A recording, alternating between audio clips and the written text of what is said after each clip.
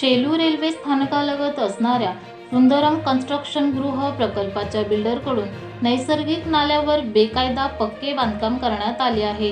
बिनशेती परवानगीच्या नियमांनी अटींना धाब्यावर बसवत बिल्डरचा मनमानी कारभार। कर्जत तालुक्यातील शेलू गावामध्ये सध्या मोठी गृहसंकुले उभारली जात आहेत।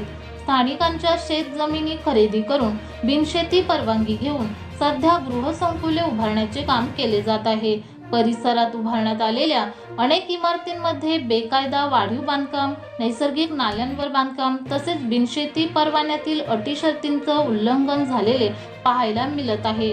मौजे शेलूमध्ये सुंदरम कन्स्ट्रक्शन गृह प्रकल्प यांच्याकडून नैसर्गिक नाल्यावर अतिक्रमण केल्याचे समोर येत आहे। बांदिवली येथील सर्वे नंबर 23 या ठिकाणी नैसर्गिक नाल्यावर बांधकाम केले असल्याचे समोर आले आहे। शेलू येथील रेल्वे स्थानकाच्या पुलालगत नैसर्गिक नाल्यामध्ये सुमारे 100 ते 150 फूट लांबीची आणि 15 ते 20 फूट खोलीचे पक्के कॉन्क्रिटी बांधकाम केलेले आहे। त्यामुळे नाल्याची रुंदी देखील कमी झाली आहे। तसेच नाल्याच्या दोन्ही बाजूस 7 मजली इमारतीचे बांधकाम केल्याचे दिसून येत आहे। ही बाब अतिशय गंभीर असून शासनाची परवानगी नसताना बांधकाम करणे धोकादायक ठरू शकते। सर्वे नंबर 23 या ठिकाणी सुंदरम कॉम्प्लेक्स या नावाने मोठे गृहसंकुल उभे आहे।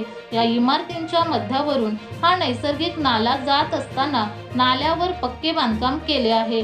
पावसाळ्यात पाण्याचा निचरा न झाल्यास रेल्वे रुळांवर पाणी येऊन रेल्वे सेवेवर देखील परिणाम होऊ शकतो। त्यामुळे नैसर्गिक नाल्यावर बेकायदा बांधकाम करणाऱ्या बिल्डरवर कारवाई होणार का? बेकायदेशीर बांधकाम जमीन उद्ध्वस्त करणार का? बेकायदेशीर काम होत असताना प्रशासनाचे जाणीवपूर्वक दुर्लक्ष होत होते का?